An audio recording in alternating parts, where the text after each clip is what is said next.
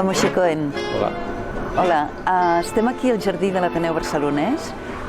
Moshe Cohen, hem aprofitat que Moshe Cohen és a Barcelona fent un taller perquè ens expliqui la seva participació, o una mica la seva participació a la pel·lícula Greetings from Fukushima de la Doris Dörrie, i també perquè ens parli de la relació que hi ha entre el zen i fer el pallasso.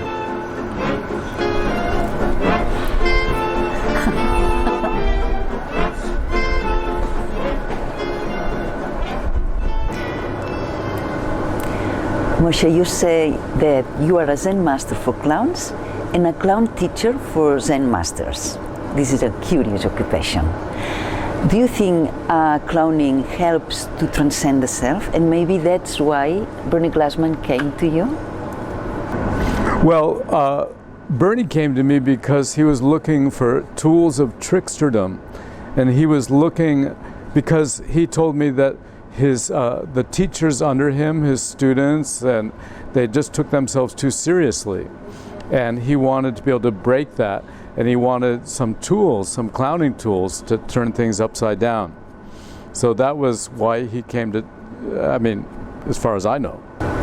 You coined the term lightfulness, which you define as a state of being where one is fully present, awake and aware, with a lighter sense of spirit and mind. Can you explain a little bit that concept of lightfulness?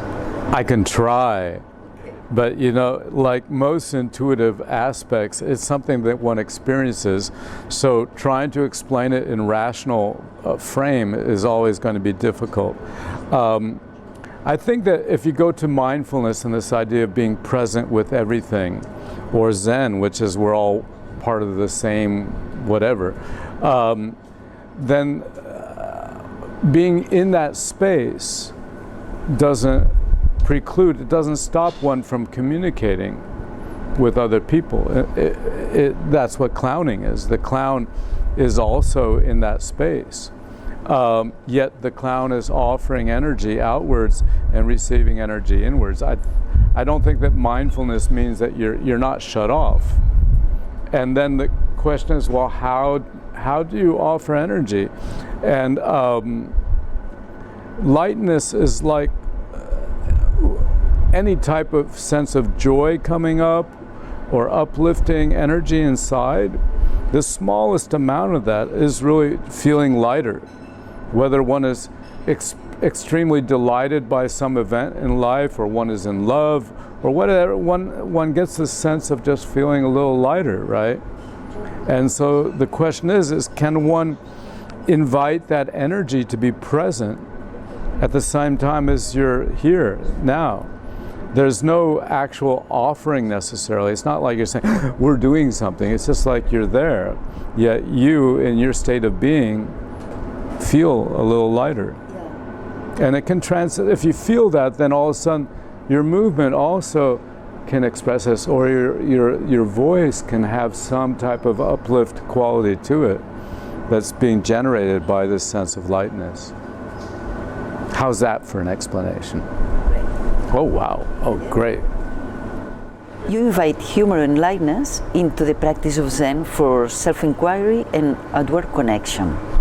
You help people take themselves less seriously, give their thinking mind a break to embody a feeling of lightness. Isn't it? Right. Well, again, not to repeat myself too often, but it comes back to this intuitive, rational sense of being. And if you look at life in general, when you're out and about, when you're in connection with other people, how much of that time are you spending in rational mind, and how much of that time are you spending in intuitive mind? If we practice meditation, we're sitting there and all these thoughts come in, and then you let them go, and then thoughts come in and you let them go. Eventually that kind of calms down to a place where, you're not thinking anymore, right? So that it's the same thing. It is like looking to let go of that thinking mind and to place oneself more in an intuitive sense. So So I think that's mostly what it's about. And then it's to look at the balance that you have in life. Do you spend like 95% of your time thinking? You know, a lot of us do. You know, we're told by the powers that be that that's the best way you can be, the most intelligent, the da-da-da-da. And so people, you know, have all this knowledge. So that just places you in that block. And what happens when you break free of that, or you just try to change that ratio so that maybe instead of 90% of the time, it's more like 70% of the time, and then the intuitive side is coming up. And of course, if you practice in the moment of practice, like in the moment of meditation, well, there's really a reversal, right? All of a sudden the intuitive is that much stronger and the irrational is down here. But then you go right back to that. So can you find a way to try to find some kind of balance in those two? A tip dit, do Zen masters and practitioners have a hard time letting go the self? They do? I don't know. I don't know. You don't know. Well, I mean, the practice theoretically is being one with everything. So that means, for me, that means a clarity and no closure. Is that letting go of self? Not totally, because your essence is always present. Right. I talked with Egyoku, Wendy Egyoku Nakao, the abbot emeritus of Zen Center of Los Angeles, and we talked many times over the years. And I was asking her specifically about, well, I know I'm letting go of the ego, but yet still it's kind of me that's performing. It's, you know, my sense of humor that's alive, and okay, maybe I'm channeling that energy, and it's not really me. It's just I'm in that channel. Yet still there's some aspect. You say, well, think of it as your essence. And so I said, okay, so my essence is still present, yet I'm open. I'm trying to stay connected to everything around me.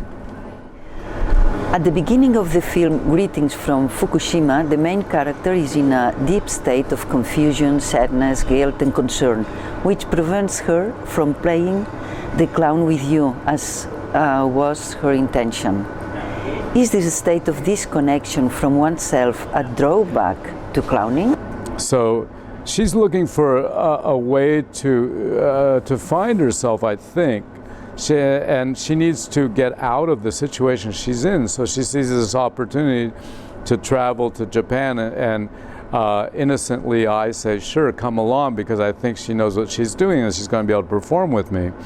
But then things turn upside down, because and then the elder dancer comes into play.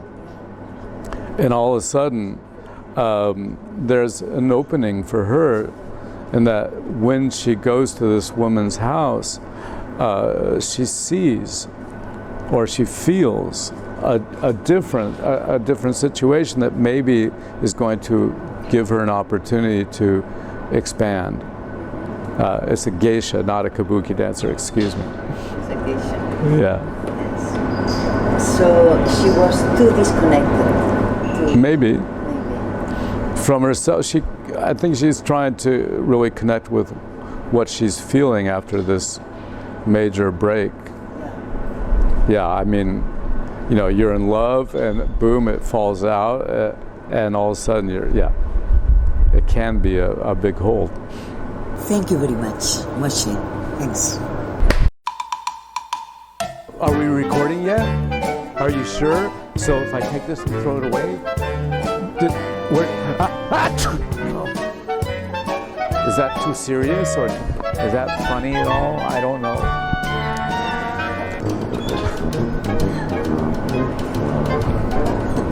Does that answer your question?